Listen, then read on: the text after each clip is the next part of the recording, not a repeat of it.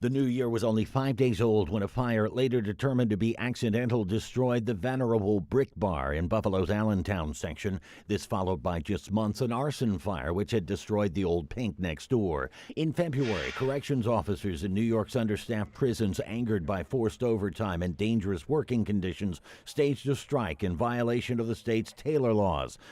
As that controversy began to cool, another was about to boil over. A Two on Your Side Investigates report revealed Erie County Sheriff's Narcotics Chief D.J. Granville had been involved in a hit-and-run with a county-owned vehicle that damaged several parked cars, and allegations of a cover-up soon followed.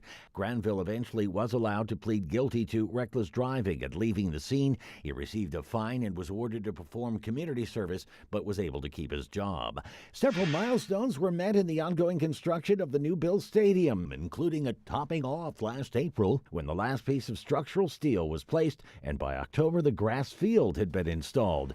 But while that massive public works project progressed, another was forced to hit the brakes when a judge determined the state had failed to follow its own laws requiring an environmental impact statement before it could proceed with plans to spend $1 billion to cover a 3/4-mile section of the Kensington Expressway.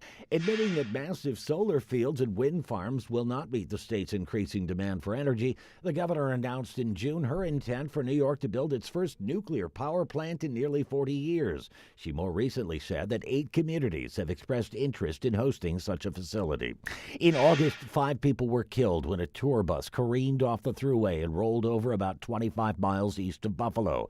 It put to the test all the training that hospital workers and first responders routinely undergo in the event of a mass casualty situation. One passenger reported they saw the bus driver reach for a rolling water bottle before the mishap. The NTSB continues to investigate.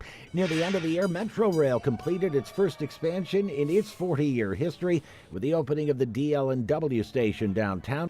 But 2025 was the end of the line for George & Company, one of Western New York's oldest continuously operating family businesses, which closed its last retail outlet in favor of becoming an online-only retailer after 124 years.